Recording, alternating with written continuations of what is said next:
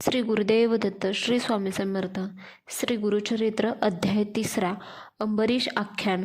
ओम श्री गणेशाय नमः. श्री सरस्वते नमः. श्री गुरुभ्यो नमः. श्री कुलदैवताय नमः. सिद्धिमुनींनी सांगितलेले गुरुमहात्म्य ऐकून नामधारकाला अतिशय आनंद झाला. तो सिद्धिमुनींचा जय जयकार करीत म्हणाला, अहो सिद्धमुनिवर्य, आपण माझ्या मनातील संदेह दूर केलात. आज तुमच्यामुळेच मला परमार्थाचे मर्म समजले. तुम्ही जे गुरुमहात्म्य सांगितले त्यामुळे माझ्या मनाला पूर्ण समाधान लाभले आहे.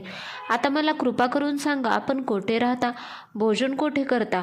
मी आपला दासानुदास होऊ इच्छितो. नामधारकाने असे विचारले असता सिद्धांना अतिशय आनंद झाला. त्यांनी नामधारकाला प्रेमाने आलिंगन दिले. ते म्हणाले, ज्या ज्या ठिकाणी श्री गुरु राहत होते तेथे मी राहतो. गुरुस्मरण हेच माझे भोजन. श्री गुरुचरित्रामृताचेच मी सदैव सेवन करतो. असे सांगून त्यांनी नामधारकाला श्री गुरुचरित्र ग्रंथ दाखविला. ते म्हणाले, या श्री गुरुचरित्राचे नित्य श्रवण पठन केले असता भक्ती आणि मुक्ती, सुखभोग आणि मोक्ष यांची प्राप्ती होते. मनातील सर्व इच्छा पूर्ण होतात. ही कथा श्रवण केली असता धन्य धन्य संपत्ती, पुत्रपौत्र इत्यादींची प्राप्ती होते, ज्ञानप्राप्ती होते. या ग्रंथाचे सप्ताह पारायण केले असता सर्व मनोरथ सिद्धीला जातात. जे निपुत्रिक असतील त्यांना पुत्रसंतान प्राप्त होते. ग्रह रोगादी पीडा नाहीशा होतात. बंधनातून सुटका होते. या ग्रंथाचे श्रवण पठन करणारा ज्ञानसंपन्न शतायुष्य होतो. सिद्धिमुनींनी असे सांगितले असता अतिशय आनंदित झालेला नामधारक त्यांना नमस्कार करून म्हणाला, आज तुमच्या रूपाने मला साक्षात्कारी गुरुच भेटले आहेत. श्री गुरुचरित्र श्रवण करण्याची मला तीव्र इच्छा झाली आहे. तहान्याने व्याकुळ झालेल्याला अमृत आणून द्यावे त्याप्रमाणे तुम्ही मला आज भेटला आहात. मला श्री गुरुचरित्र सविस्तर सांगा. सिद्धमुनी त्याला आश्वासन देऊन म्हणाले, आता तू कसलीही चिंता करू नकोस. मी तुझे संकट दूर करीन. ज्यांच्या ठिकाणी गुरुभक्ती नाही ते श्री गुरुला बोल लावतात. श्री गुरु काय देणार असा विचार करतात. त्यामुळे त्यांना अनेक दुःखे भोगावी लागतात. म्हणून तू सुद्धा संशयवृत्ती सोडून दे. श्री गुरूंवर दृढ श्रद्धा ठेव. श्री गुरु कृपेचा सागर आहेत. त्यांच्या देण्याला मर्यादाच नाही. ते तुझी अपेक्षा कधीही करणार नाहीत. श्री गुरु मेघदूतासारखे उदार आहेत. मेघ जलवृष्टी करतो, पण ते पाणी उथळ जागी साचत नाही, ते सखोल जागेत साचते. दृढ भक्ती ही सखोल जागेप्रमाणे असते. प्रसन्न झालेल्या श्री गुरूंनी मस्तकीवर हस्त ठेवताच प्रपंच हा परमार्थ होतो. कल्पवृक्ष किंवा कामधेनू कल्पिले तेवढेच देते, पण श्री गुरु कल्पनेच्या पलीकडेचेही देतात. म्हणून तूही निसंदेह होऊन एकाग्र चित्ताने परम श्रद्धेने गुरुभक्ती कर. नामधारक म्हणाला, हे योगेश्वरा, आपण कामधेनू आहात, कृपासागर आहात. माझे मन आता स्वच्छ झाले आहे. आता श्री गुरुचरित्र ऐकण्याची मला ओढ लागली आहे.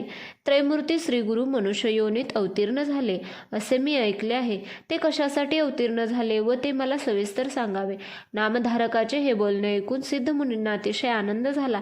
ते म्हणाले, वत्सा, आजपर्यंत तू जी काही गुरुसेवा केलीस ती आज फळास आली. मी पृथ्वीवर सर्वत्र संचार केला, परंतु श्री गुरुचरित्राविषयी कोणीही म्हणाले नाही. आम्हाला गुरुचरित्र सांगा असे कोणीही म्हटले नाही. तूच पहिला मला भेटलास. तूच खरा भाग्यवान आहेस. ज्याला इहिपर कल्याणाची इच्छा आहे त्यालाच ही चरित्रकथा गोड लागेल. तू श्री गुरूंचा भक्त आहेस म्हणून तुलाही सद्बुद्धी झाली. आता तू काय वाचा मन एकाग्र करून श्री गुरुचरित्र श्रवण कर. यामुळे तुला चारी पुरुषार्थ प्राप्त होईल. या चरित्र श्रवणाने धनधान्यादी संपत्ती, पुत्रपौत्र, दीर्घायुष्य इत्यादी प्राप्ती होते. कलियुगात ब्रह्मा, विष्णू, महेश मनुष्य रूपाने पृथ्वीवर अवतीर्ण झाले. तेच श्री गुरु दत्तात्रेय होय.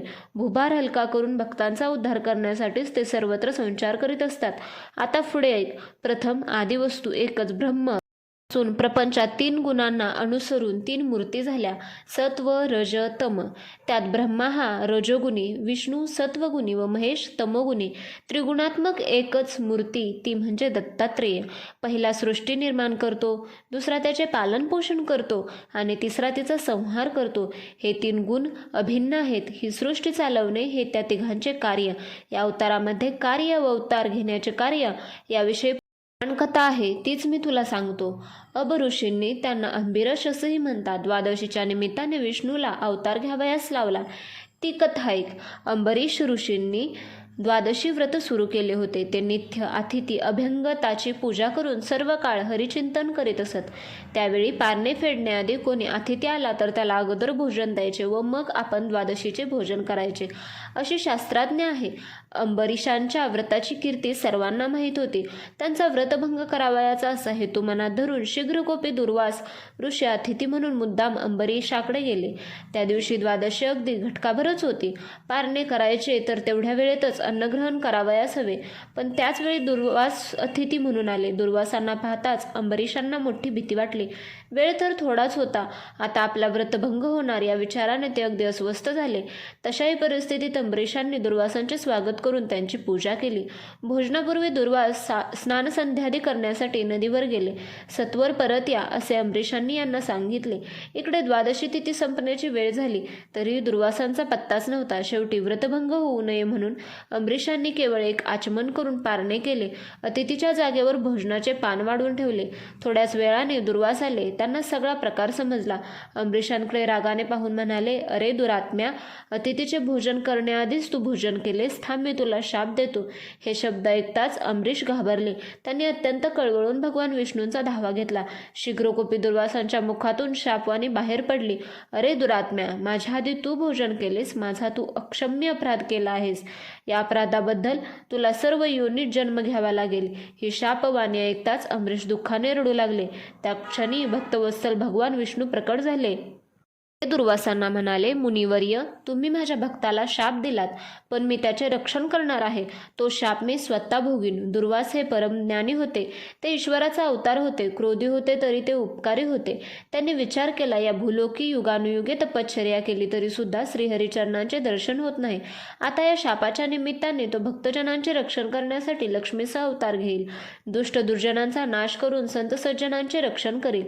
मग ते भगवान विष्णूंना म्हणाले, हे श्रीहरी, तू पूर्ण ब्रह्म विश्वात्मा आहेस. तू परोपकारासाठी शाप भोगताना विविध स्थानी, विविध वेळी, विविध योनीत असे 10 अवतार घे.